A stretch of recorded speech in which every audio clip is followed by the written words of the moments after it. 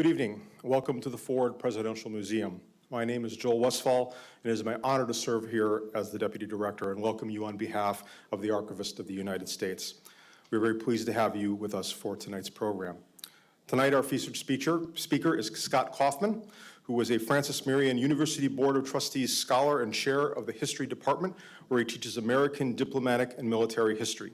He earned his doctorate at Ohio University, the other Ohio University. In 2014, Kaufman was awarded a Ford Presidential Foundation Research Travel Grant. Much of the research for this book that he wrote came from the archives and manuscript collections of the Ford Library in Ann Arbor, and he is grateful also for the assistance from President Ford's son, Steve. He is the author, co-author, and editor of 11 books on U.S. foreign policy and diplomacy, and history of the presidency and first ladies. A few of his publications include Project Plowshare, The Peaceful Use of Nuclear Explosives in the Cold War America, The Presidency of James Earl Carter Jr., and Rosalind Carter, Equal Partner in the White House, among many others. Kaufman is currently writing a monograph on the environment and international diplomacy due to be released in December of 2018. Scott Kaufman is a featured expert on the subjects of the Carter administration, Cold War, U.S. foreign policy, the Ford administration, nuclear testing, and the office of the First Lady. With regard to Scott Kaufman's new book, Ambition, Pragmatism, and Party, SMU Senator for Presidential History Director Jeffrey Eagle stated, "No one understands the American political scene of the 1970s, that swirling, chaotic, dispiriting, and transformational decade that continues to befuddle and fascinate historians like Scott Kaufman." It is my great pleasure to welcome Scott Kaufman to the Ford Presidential Museum.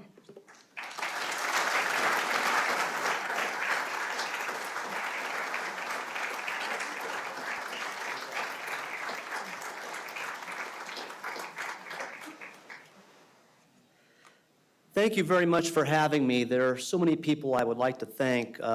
Briefly go through the list of some of the individuals who have been so helpful to bring me here and have been so kind and generous to me. Of course, Joe Westphal, Don Holloway, Kristen Mooney, Joe Calvaruso, Kate Murray have all just been so generous to me, the National Archives Records Administration, and of course, in addition to Joe, I've got to mention the Ford Foundation, the Gerald R. Ford Foundation, because I think I can safely say, without their support, this project probably would not have gotten off the ground. I should also point out that it's great to be back here in Grand Rapids. This is my second time here. I was here when I was doing research for the Ford book back in 2014, had a chance to come to Grand Rapids, and I really love this city. It is such a vibrant city. It is great to be here in downtown. The library, the museum, which is a wonderful addition to this downtown area. And I encourage people who have not been to Grand Rapids to come here because, again, Furniture City really is quite wonderful. This talk itself, I think, is timely. If Gerald Ford was alive today, I think he'd be having a case of deja vu. Let's just look at some of the facts. The incumbent president is under investigation by a special counsel. There are questions whether the president was involved in a conspiracy. There are questions whether the president obstructed justice. John Dean seems to be everywhere on television all of a sudden. And at least one member of Congress and there's even a national ad campaign have been calling for the president's impeachment. Now, of course, the deja vu to which I'm referring are the events tied to the Watergate scandal and Richard Nixon's resignation, events that propelled Gerald Ford into the presidency. But there's one other memory that I think Ford likely recall. Some media outlets have wondered whether Donald Trump will offer pardons for those individuals involved in the scandal surrounding his presidency. Just last month, Time magazine speculated that Trump might offer a pardon for his personal attorney, Michael Cohen, before Cohen has been charged with a crime, just as Ford did for Nixon. And I want to come back to this issue of the presidential pardon because it does play such a big role in the way Ford is remembered. And I think it's something that we need to talk about with regard to how Ford should be remembered. Which brings me to the book, Ambition, Pragmatism, and Party. There are a few broad comments I'd like to make about this book before I get into more specifics. Although the subtitle is A Political Biography of Gerald R. Ford, I would suggest to you it's more than that. It is also, in many respects, a study of the Republican Party. Certainly from the time that Gerald Ford entered Congress, well, he was elected to Congress in 1948, to the time he passed away in 2006. Second of all, as Joe Westfall mentioned, I relied on a wide variety of source material for this book. Of course, the records of the Ford Library were essential. But I turned as well to nearly a dozen other archives, some of them with the assistance of a colleague of mine, Dr. Alyssa Waters, alongside government documents, memoirs, magazines, newspapers, journals, secondary works, and again, at times with the help of Dr. Waters, a good number of interviews with members of Congress, as well as with Steve Ford, who was wonderful in speaking with me. Thirdly, while a lot has been written about President Ford, far less has been written about his pre-presidential and post-presidential career. And I wanted to give more time to his life before the presidency and afterward, his upbringing, his time in Congress, his life as an ex-president. And so readers of the book will find that about 2/3 of it is devoted not to Ford the president, but Ford upbringing, Ford the congressperson, Ford the ex-president. And last but not least, I think that popular culture can say a lot about the times in which people lived. And so readers are going to find in the book references to TV shows, to movies, to books, such as the films The Towering Inferno and Airport 1975, the books The Catcher in the Rye and The Man in the Gray Flannel Suit, and the TV programs Ozzie and Harriet, The Simpsons, and yes, of course, Saturday Night Live. So where did the book come about? Around 2011, I was asked by Peter Coveney, who worked for the publisher Wiley Blackwell, to edit a series of essays on the Ford and Carter administrations. I've done a lot of work on Jimmy Carter. I've been working on him for many years. I felt I knew the historiography quite well. I knew far less about Gerald Ford. So I began to do a lot of reading about him. And I realized that there was room for a biography of him, another one. There had been only 2 biographies written of him since his passing in 2006. One of them came out in 2007 by Doug Brinkley, another one in 2014 by James Cannon, who some of you may know worked with Gerald Ford. But I felt that both of them left some stones unturned, left room for another biography. So I contacted Fred Woodward, who was then chief editor at the University Press of Kansas. I said to him, I'd like to write a biography of Gerald Ford. What do you think? He said, great idea. And the rest is history. And hence the book came out late last year.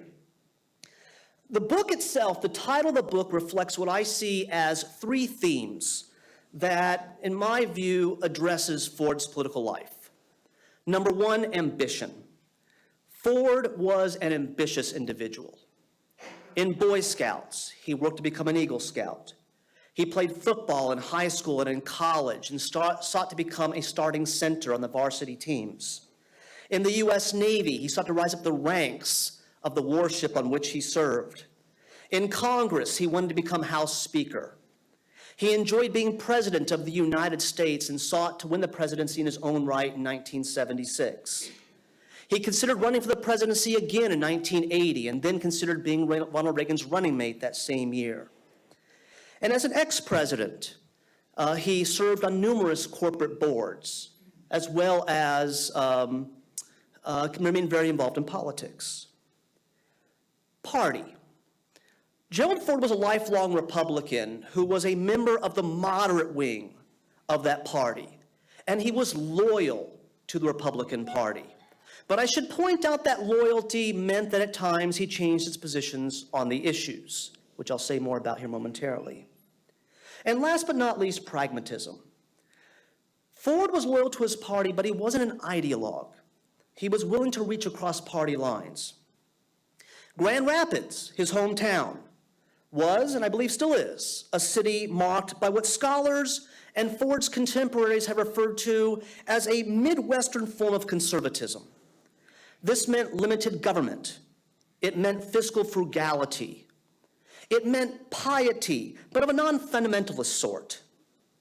It also meant political moderation, pragmatism, and a willingness to reach across party lines, a willingness to compromise.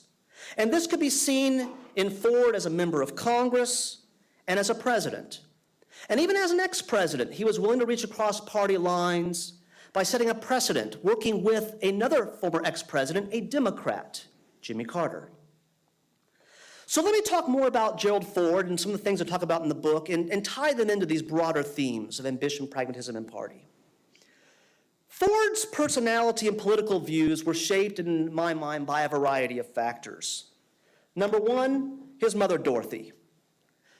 Dorothy Ford formerly was Dorothy King. She had married a man named Leslie Lynch King. But Leslie Lynch King was an abusive husband, an abusive father. He abused Dorothy both mentally and physically, and even threatened the life of their newborn child. And it reached the point that Dorothy decided she had no choice but to flee him and seek a divorce, something that she did. We have to keep in mind just how brave this is of Dorothy. During much of the 1900s, the idea of getting divorced, especially when children was involved, was stigmatized. But for Dorothy, this had to be done, not only for her own welfare, but the welfare of her young child.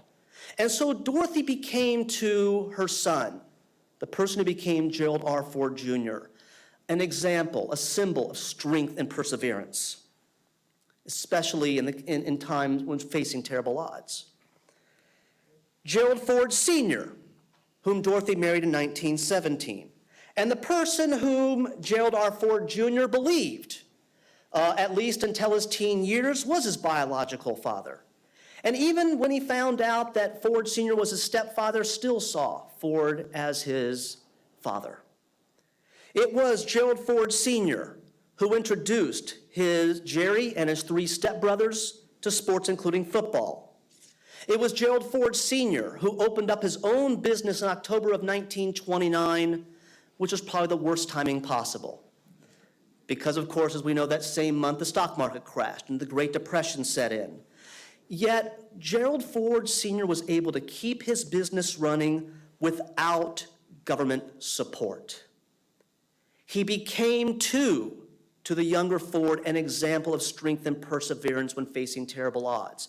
He also influenced the younger Ford's ideas that one should seek to make ends meet without relying on government assistance. In addition to the examples of strength and perseverance they provided, Ford's parents were also religiously devout. That too influenced Ford. But one thing about the Ford family is it was more of a personal spirituality. They weren't overt about it, but they were certainly very devout. And last but not least, the Ford parents insisted that their children do their chores and be honest. And that doing chores tied in with something else about Gerald Ford. He had a very strong work ethic. Gerald Ford once said, "The harder you work, the luckier you are." In other words, hard work will pay off dividends in the end. And indeed, he was someone who worked very hard at what he did. And finally, we have to look at the influence of Boy Scouts in football. Both of them taught him to work as part of a team. Football, the sport that Ford came to love, taught him not to get upset when you lose. Instead, when things don't go well on the field and you lose, pick yourself up, pull yourself up by your bootstraps, dust yourself off, and prepare as hard as you possibly can for the next game.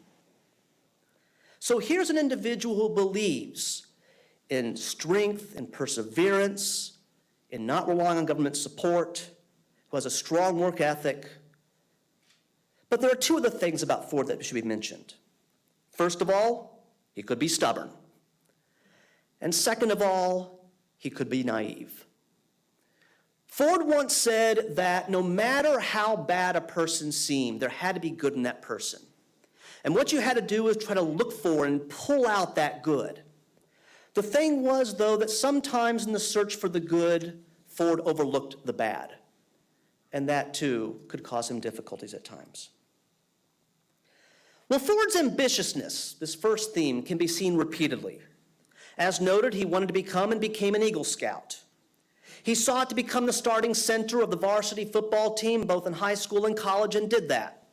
In fact, at the University of Michigan, he played well enough that he was offered the opportunity to play pro football. But he didn't want to do football.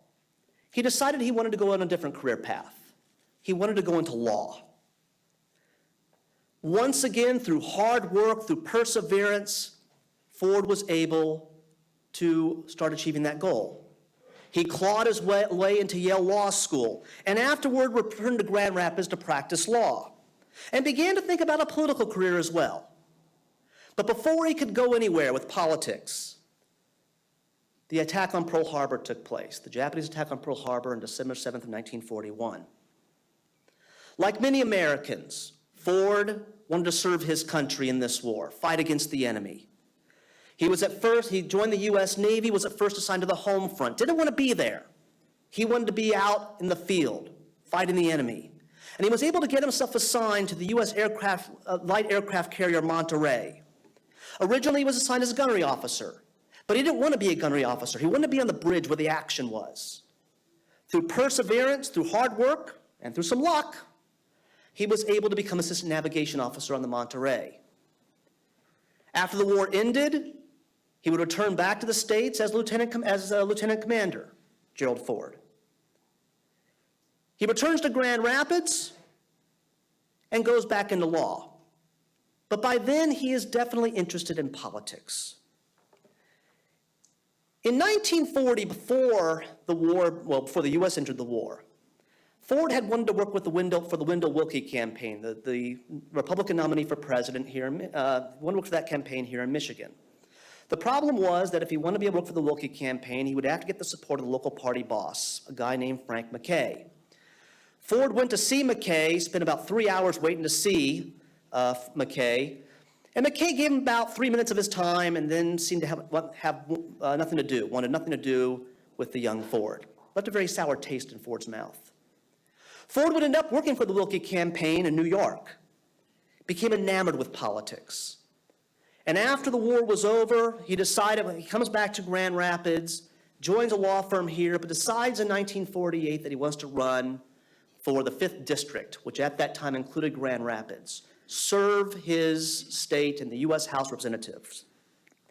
Now he knows he's a long shot because he's going to have to take on the incumbent and fellow Republican and member of the McKay political machine, a man named Frank Yonkman.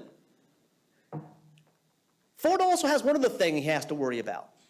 I don't know if I should say this, I don't know if worrying about it would be the right way to put it, but he fell in love. Now, if you're asking why worry about falling in love, well, the issue was he had fallen in love with a woman who was getting a divorce. Her name was Betty Warren. She thought he was crazy for wanting to be involved with a divorcee, especially given that he's running for Congress in a conservative district. He didn't care. He loved her, she loved him. After she got divorced, not long thereafter, they decided to get married. But Ford said to her, our marriage is going to have to wait. The wedding will have to wait until the fall of 1948. Didn't explain why. But the reason was simple. Ford knew that if he could defeat Yonkman in the Republican primary, that he should be able to win the general election without any problem. The 5th District had gone Democrat only once between 1920 and 1948. So if he can get past Yonkman, he should be able to win the general election. Well, sure enough, in an upset, one that received national attention, Ford defeated Yonkman in the Republican primary. Afterward, married Betty Ford, and shortly thereafter, won the general election. And now enters a quarter-century career in Congress. His motto that hard work brings luck seemed to come true when very early on, Ford got himself assigned to the very influential Appropriations Committee in the House. He proved himself during his quarter century in Congress loyal to his party. He proved himself a political partisan, one who was more loyal to the 2 Republican presidents he served under, Dwight Eisenhower and Richard Nixon, than the two Democrats he served under, Harry Truman and John F. Kennedy. Harry Truman and Lyndon Johnson, and John F. Kennedy. The three Democrats he served under. Policy-wise, he tended to strongly support defense and foreign aid programs aimed at combating communism and protecting U.S. national security. He endorsed the war in Vietnam, though he felt that Johnson should have relied more heavily on air and naval support and less on ground troops. He was less supportive of social programs, believing they encouraged people to rely on federal assistance rather than pull themselves up without government help. Because of his loyalty to the Republican Party, Ford sometimes had to take positions differently than he had previously. And this especially became the case after he became minority leader in 1965, which I'll say more about here in a minute. For instance, Ford had opposed Lyndon Johnson's Great Society programs, believing they encouraged people to live off of government assistance. Yet he endorsed Richard Nixon's family assistance plan, even though that would increase the number of people on the welfare rolls.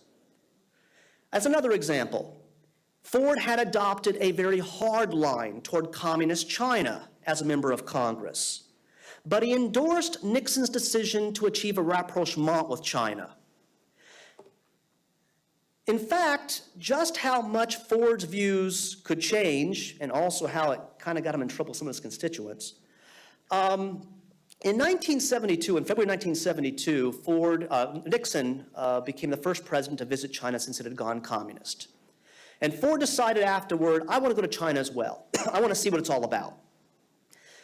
One of the most wonderful collections at the Ford Library is his congressional papers, because you get a good idea of what his constituents and also people who weren't his constituents were thinking about what he was doing and what policies he should adopt or not adopt. And one of the letters had to do with Ford's decision to visit communist China. Some of the letters that were sent to Ford were very praiseworthy. This is a great idea. But there was at least one constituent from Grand Haven who was not very happy with Ford doing this. And he wrote Ford, and I'm quoting here, "I do not want to wish you any bad luck, but I hope your aircraft falls into the middle of the Pacific Ocean for stabbing the American people in the back. It was the same kind of fraternizing, collaborating, and double cross that helped the Nazis overtake the Netherlands in 1941.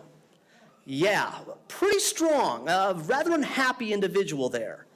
And it gives you a sense, but it does give you a sense of what Ford's constituents were thinking.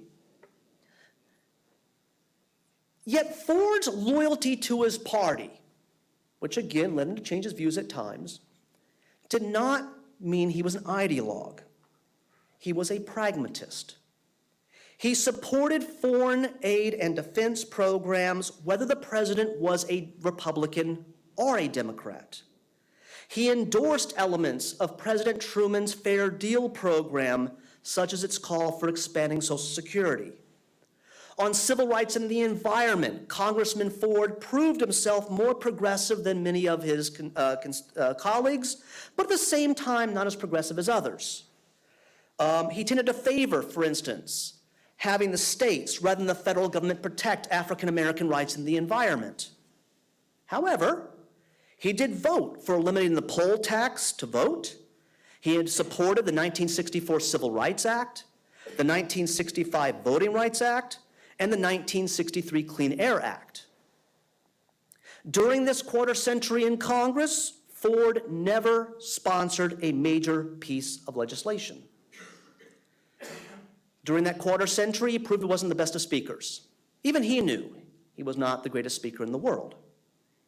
He was intelligent, but it was not an intelligence that led him to make quick decisions. Ford was someone who liked to hear all sides of an issue, to think about what he heard, to mull it over before making a decision. And one last thing about Ford that I argue.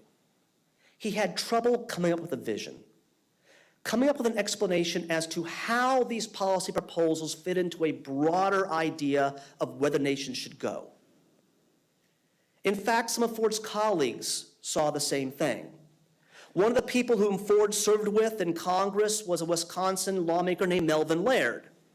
Laird once said, "Jerry doesn't catch on as rapidly as he should to the political significance of an event or issue. Once he understands it, there's no problem.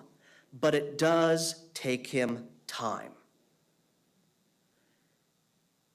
Yet, even though he wasn't the best of speakers, didn't sponsor major pieces of legislation, the fact that he was willing to listen to others, to think about what they said, whether they were Democrats or not, made him very well liked in Congress. Plus, he was very gregarious by nature. Democrats came to like and respect him. In fact, he was asked by Democrats in Congress to join the committee that established that would help form the National Aeronautics and Space Administration. He was asked by President Johnson to join the Warren Commission to investigate the Kennedy assassination. Because he was willing to listen to all sides, he became well liked among Republicans. And this was especially important because it ties in with his ambition. By Ford's third term as a congressman, he had decided he wanted to become Speaker of the House. And he put an enormous amount of time and effort into achieving that goal. He ended up becoming involved with a group of younger members of Congress who became referred to as the Young Turks. These were younger individuals who included Melvin Laird, Charles Goodell, that name might ring a bell, by the way, his son, Roger Goodell, is commissioner of the NFL, and a man by the name of Donald Rumsfeld. These younger lawmakers believed that the leadership in the House of Representatives was old, out of touch, and too willing to accept the idea of the Republicans in the House remaining the minority. What they wanted was younger leadership, vibrant, energetic leadership that would help the Republicans achieve a majority in the House. And of course, for Ford to become Speaker. And indeed, with their support in 1965, Ford becomes Speaker of the House, Minority Leader, putting him only one step away from that dream of becoming Speaker. A dream he would not achieve. Now, before I get into that, what did all this hard work and this ambitiousness mean for Ford and his family? By 1957, Betty and Gerald Ford had 4 children. 3 sons, Jack, Michael, and Steve, and a daughter, Susan. But because of his ambitiousness, Ford was gone quite a bit. He was an absent husband and an absent father. His workaholic nature meant he was rarely home.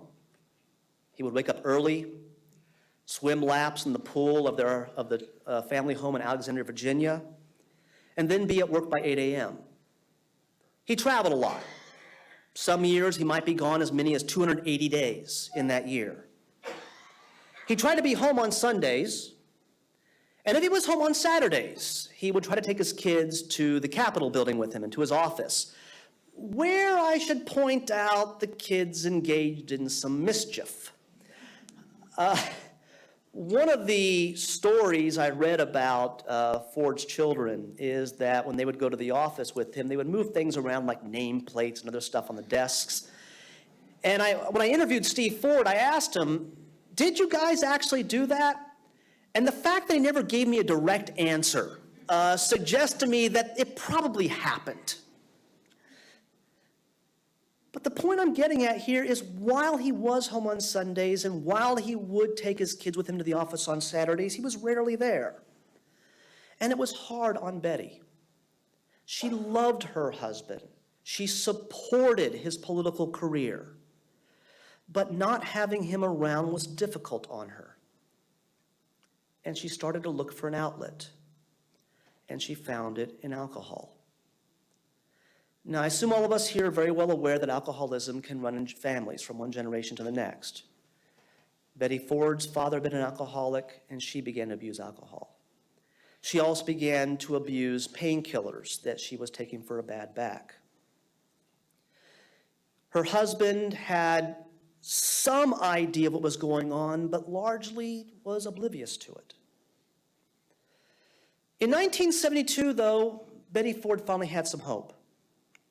That year, Richard Nixon had run for re-election and easily defeated the Democratic nominee, George McGovern.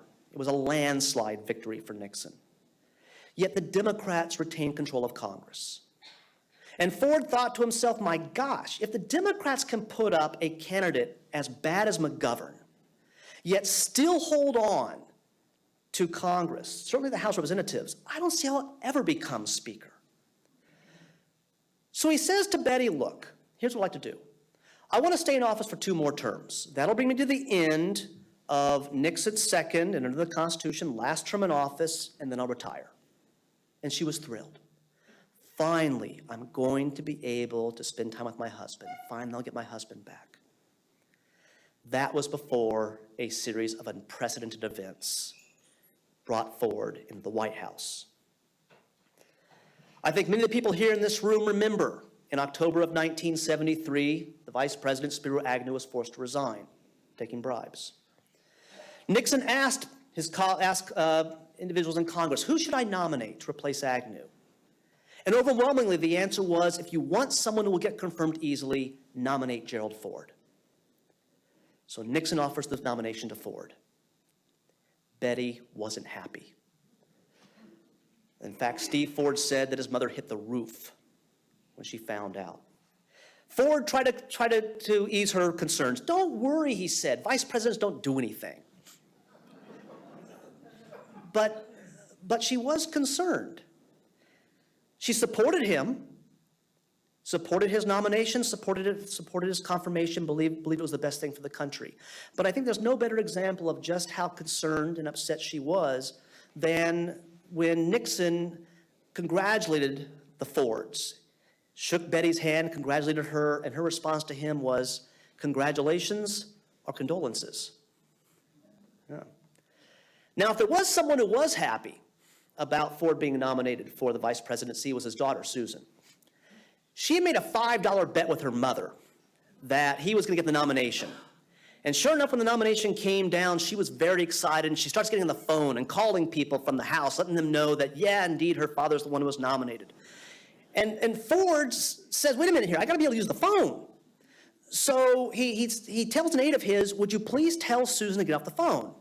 And then he thought to himself, well, you know, father telling his teenage daughter to get off the phone, that might not have enough punch to it. So he said to the aide, no. Tell her the vice president wants her off the phone. And I imagine that did the job. Ford is now vice president. Here is naivete. Naivete comes to the fore.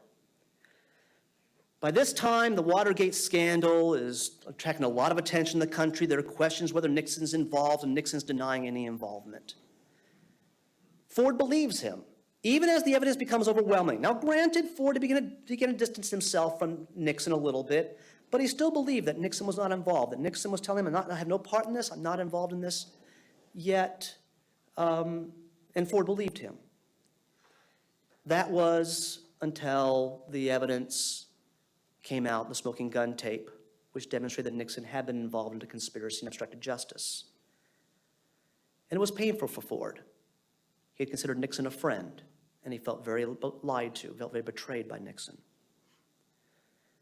Nixon, of course, had the choice between resignation and impeachment, chose resignation, and now Ford finds himself in a period of 8 months going from congressperson to vice president and now president of the United States. To give you an idea of just how fast this had happened, okay, when President Ford became vice president, he had kept his phone number in the white pages of the Alexandria phone book because he believed if people need to be able to get a hold of me, then they got to be able to have my phone number. Well, now all of a sudden, he's president of the United States. He is now president of the United States. His phone number is still listed. And his aides told him, you got to get an enlisted phone number, which he did. But I think it gives an idea of just how fast all of this happened. So here enters Ford, a popular president, approval rating around 75%. The person, to use Ford's own words, paraphrase Ford, the person who was going to end America's nightmare. And he gave the impression to the American people, as far as I'm concerned, that he was an average Joe who raised an average American family. He worked in his shirt sleeves. He cooked his own breakfast. His favorite breakfast was an English muffin, melon and orange juice and tea. His favorite meal at night was pot roaster steak with red cabbage and a scoop of butter pecan ice cream for dessert. He and Betty were an attractive couple with 4 attractive children, 2 of whom Steve and Susan still lived at home. They were God-fearing. They loved the sports. They loved the outdoors. They were gregarious. Ford seemed like the all-American father of the all-American family. The kind of person you want to have over, maybe to grill some hamburgers and hot dogs with and watch a football game with. Yet that image of the all-American father of the all-American family didn't last. And it didn't last because a month after he became president, Ford pardoned Richard Nixon. A number of explanations have been given for this, some from Ford himself. He believed Nixon couldn't get a fair trial. He had heard that Nixon was very sickly, might not live much longer, believed that Nixon had suffered enough. And Ford said that he was tired of being asked questions from reporters about whether he would pardon Nixon, would Nixon go to trial. And he wanted to get the country focused on what he considered more important issues. He wanted to get and the way he felt he could do that was by pardoning the former president. Yet doing so created an uproar. The anger was intense. Some people charging there was a conspiracy by which Nixon resigned and gave Ford the presidency in return for a promise from Ford to pardon him. The point is, the anger was so intense that, as one aide later said, the pardon destroyed Ford's image and made it hard for him to talk about anything else. And there was a lot of anything else Ford had to talk about. The U.S. withdrawal from Vietnam, the Mayaguez crisis, when the U.S. merchant ship Mayaguez was seized by Cambodia and for a brief time the American crew taken hostage, promoting détente and arms control with the Soviet Union, promoting the Middle East peace process, an economic recession, an energy crisis, the New York City financial crisis. All of these, by the way, have been dealt with by other presidential scholars. I deal with them too. But there are two other issues that I deal with that I felt have not been covered extensively by those who've written on Ford. In addition to the list I just gave you, Ford also had to deal with the environmental movement and the desire to do more for the environment, and a growing interest among Americans to give more attention to human rights in American foreign policy. In addressing these issues, Ford approached them from two directions. First of all, he believed that because he had not been elected in his own right, he could not seek new programs. And second of all, he wanted to move the country down a road of the moderate conservatism that he believed in. For these reasons, he was prepared to use the veto. He used the veto at least 63 times, at least 23 more times than Nixon did. In fact, he had more vetoes than agenda proposals. But he was a pragmatist. He was willing to compromise. Now, in part, this was because he was constrained. He had to deal with a Democratic-controlled Congress, one that became even more firmly controlled by Democrats following the 1974 midterms. But he was not anathema to bipartisanship and compromise. He signed, for instance, a tax bill favored by Democrats that called for greater tax cuts than Ford himself favored. Now, the reason he did this is, yes, there were tax cuts involved, but he also felt if he didn't sign the bill, Democrats would then try to pass a bill that called for greater government spending, something Ford didn't want. He signed energy legislation that didn't do everything he wanted, but he signed it because there were things in the bill he liked. It promoted energy conservation, it set up a strategic petroleum reserve, and it gave Ford the ability, if he so sought, to recommend a decontrolling oil prices. Now, there was a price to be paid for this willingness to compromise, for this willingness to reach across the aisle, or at least work with Democrats. His decision on issues like energy, on taxes, and other decisions he made, such as nominating Nelson Rockefeller, who came from the liberal wing of the Republican Party, upset conservatives, the conservative wing of the Republican Party. It was a conservative wing that had been growing in power and influence since at least the 1960s. His desire to achieve détente with the Soviet Union did not please conservatives and also displeased neoconservatives among the Democrats. Ford hurt himself by flip-flopping on the issues. For instance, when he became president, he called for a tax surcharge, then changes his mind and says, I want a tax cut. And last but not least, Ford ran into the same problem he had run into when he was a member of Congress. He had trouble coming up with a vision, trouble explaining what his larger view was of where the country should go. At one point, he talked about the new realism, but it was just the one time. Otherwise, all Americans saw were policy proposals.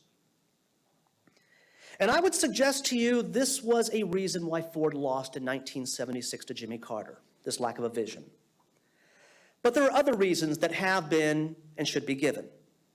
Certainly the Nixon pardon. Ford faced a challenge from Ronald Reagan for the presidential nomination, for the Republican nomination for president. Ronald Reagan, who came from the conservative wing of the Republican Party. It was a race that battered Ford politically and made it impossible for him to focus on the nomination, the Democratic nominee early on. Instead, he had to wait until he secured the nomination before he could focus on his Democratic rival. Ford famously made a gaffe during a second debate with Carter. I'm getting ahead here. Ford made a gaffe in a second debate with Carter when he declared that there was no Soviet domination of Eastern Europe. And then, being stubborn, he refused to clarify what he meant by that, only compounding his error. There was an economic downturn shortly before the election that hurt him. And last but not least, there was portrayal of Ford as a klutz. I think many of you have seen the video, maybe remember seeing it on TV. In 1975, Ford went to Salzburg, Austria to meet with the president of Egypt, Anwar Sadat. It was raining outside. Ford's walking down the stairs of Air Force One and slips down the stairs. And next thing you know, any slip, any trip, any fall or near fall on the ski slope became fodder for the media and for popular culture. Best example of this would be Chevy Chase's portrayal of Gerald Ford on Saturday Night Live, where he depicts Ford as a nice individual, but someone who could not walk straight and wasn't terribly bright. Well, I would argue with you that all of these things, whether it be the economic downturn and Ford's inability to find a way to solve it, the portrayal of him as a klutz, his lack of a vision, the pardon of Nixon, all of these things can fit under what I believe is one large umbrella: image. Lyndon Johnson once said, and I'm going to use the uncensored version of this, just so you know, Gerald Ford is so dumb he can't walk and fart at the same time. In other words, Ford was an intellectually vacuous klutz. And what I would suggest to you, and this is what I argue in the book, what I think the nation came to see during Ford's tenure as president was not someone who was physically and intellectually vibrant, not someone who had played football, gone to Yale Law School, swam and skied. Instead, what they saw was someone who was physically unsteady. And that physical unsteadiness became tied to an intellectual unsteadiness that led Ford to make bad decisions and make bad comments. Hence, the lack of a vision, his refusal to clarify himself when he said there was no Soviet domination of Poland, the pardon of Nixon, his inability to find a way to solve the economic downturn, his failure to recognize the Reagan challenge early on.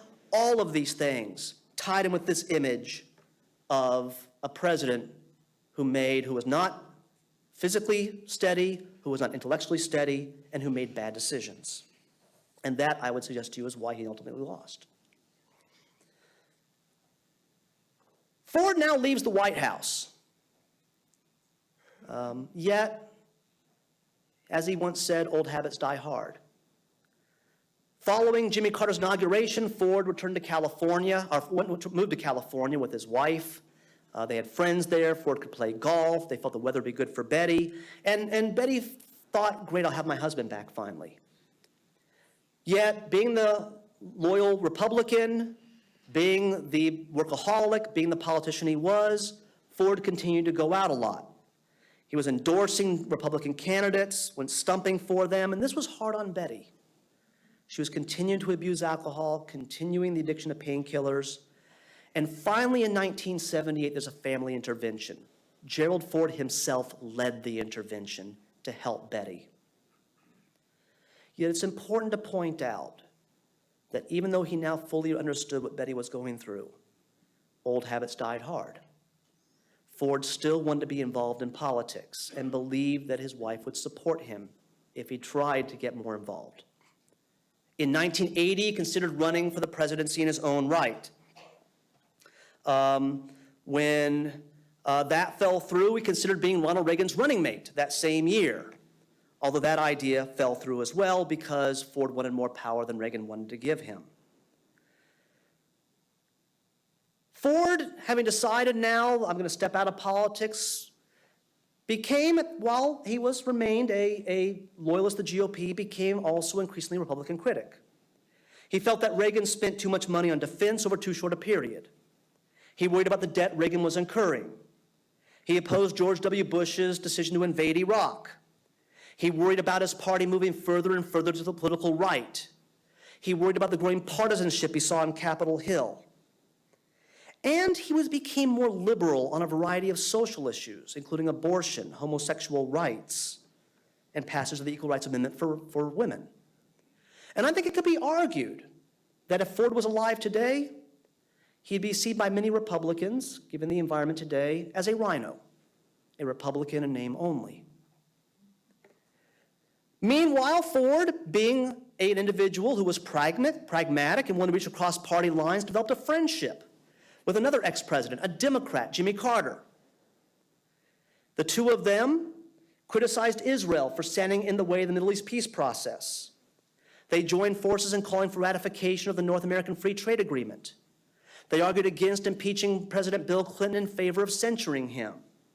They argued in support of George W. Bush continuing the ban on assault weapons that was set to expire in 2004, although Bush allowed it to expire that year.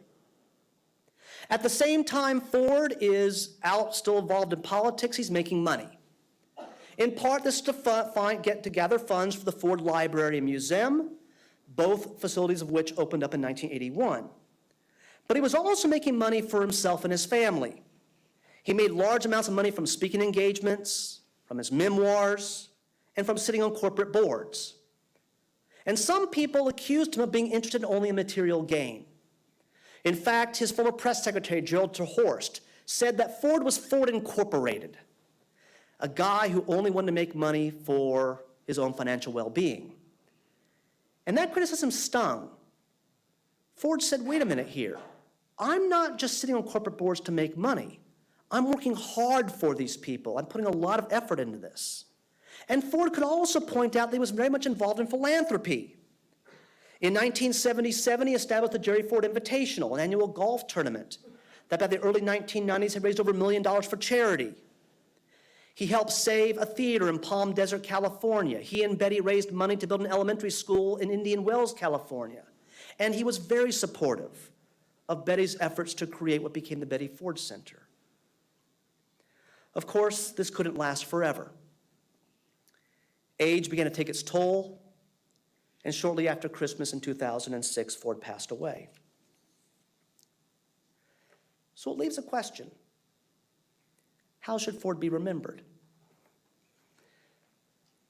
There was a Gallup poll taken of Ford's presidency shortly after he left the White House. And these people were asked, what was President Ford's greatest achievement? And people were given a number of options to choose from. And the one they chose most was no great achievement. He didn't do anything, at least nothing big. And I think this says something about how Ford has been remembered. Ford has been remembered, I would suggest, as a caretaker president, a person who sat in this chair behind the desk in the Oval Office, keeping it warm, until either he was elected in his own right or someone else became president of the United States in 1976. A caretaker president whose only major act was to pardon Richard Nixon. I would suggest to you this is not a fair assessment. Ford had to deal with a lot of issues, a myriad of issues as president. But I would argue with you that if Ford should be remembered for anything, it should be for his belief in bipartisanship. Today, this country is marked by partisanship, a partisanship that oftentimes is angry, marked by accusations, harsh language, and disdain for the opposition. A partisanship where a willingness to compromise is seen as tantamount to surrender to the opposition. This is not the Ford, the country that Gerald Ford would have wanted. In fact, in his eulogy for Ford, a fellow Michigander and Democrat, Representative John Dingell, urged his colleagues in Congress to honor Ford by, and I'm quoting, carrying on his legacy of bipartisanship in the years to come. It's an entreaty that has been forgotten in Washington. Thank you.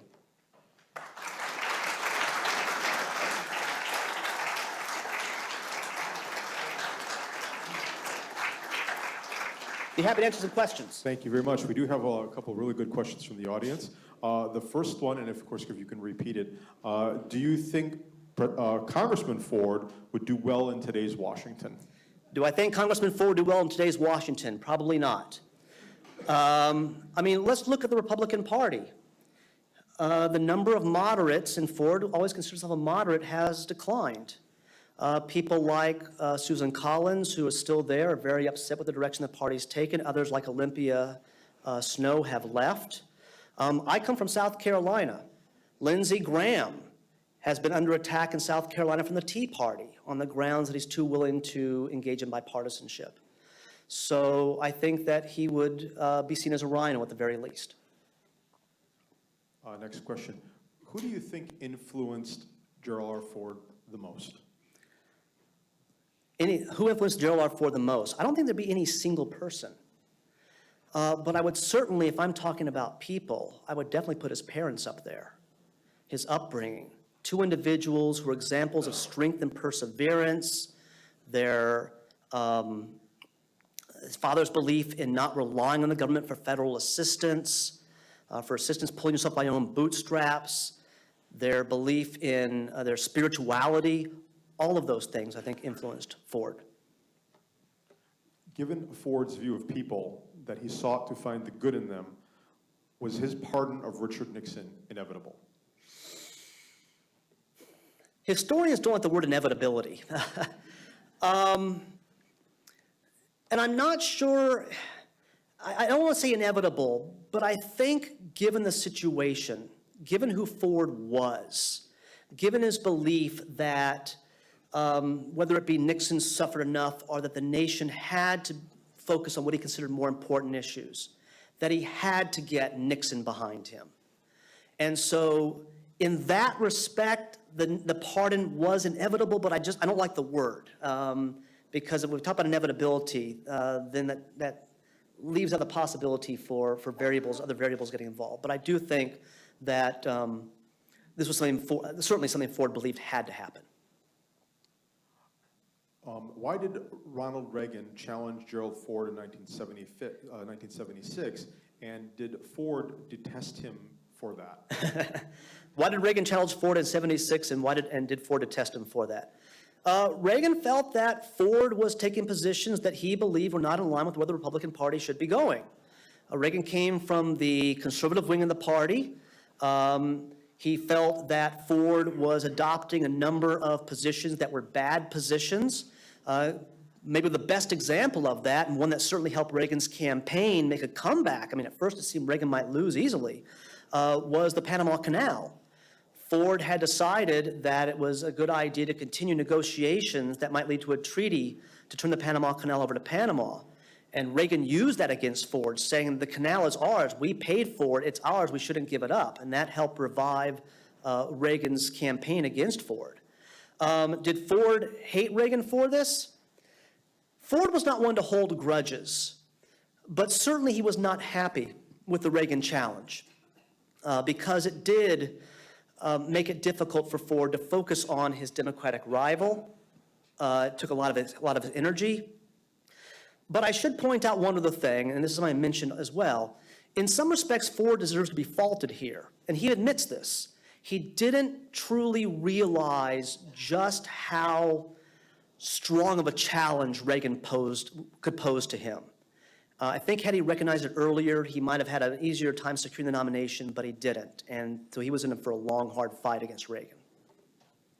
We've heard a lot about Ford's legacy as president. What legacy did he leave on Capitol Hill after a quarter century of service there?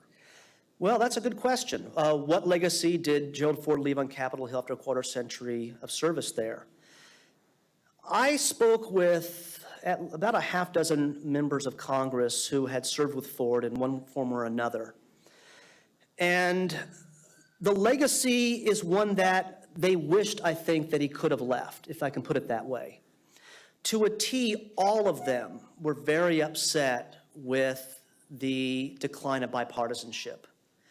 I think if Ford could have left a legacy, that would have been it. Of course you can be a partisan. Of course you can be loyal to your party. But you should be willing to listen to the other side, take in what they have to say, because they might have good ideas. And I know for certain, based upon what I've read about Ford and talking with his son, that Ford believed this was becoming less and less the case in Congress. This will be the last question. You had talked about research for your book a little bit and your work at the Ford Library in Ann Arbor. What was one of your perhaps favorite collections that you happened to have come upon, or other collections you'd like to simply talk about that really emphasized your research? Well, again, the congressional papers were just wonderful because they gave a really good sense of what people were thinking at the time. It's one thing to read about what a congressperson is thinking, what a president is thinking. It's another to see what average Americans were thinking about what the president was doing or not doing. And you also come across some real interesting stuff in those papers as well.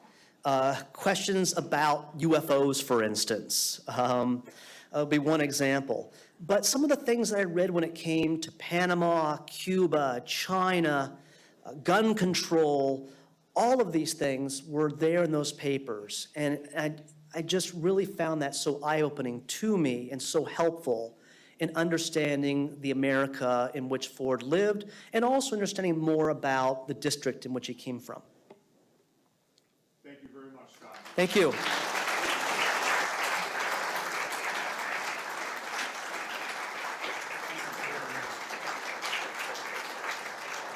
We'd like to again thank Dr. Kaufman for being with us tonight. He's even so wonderful a person that he will be reprising this lecture tomorrow in Ann Arbor. And we thank him for that as well. Please enjoy the snacks and afterglow that we have prepared for you out in the lobby. And thank you very much once again for being part of this lecture. And also thank you, Dr. Kaufman, for providing us some really wonderful insights, not so much on President Ford, but on Congressman Ford. And I think that really is an eye-opener in many respects. So thank you very much for that. Thank you very much. Have a nice evening.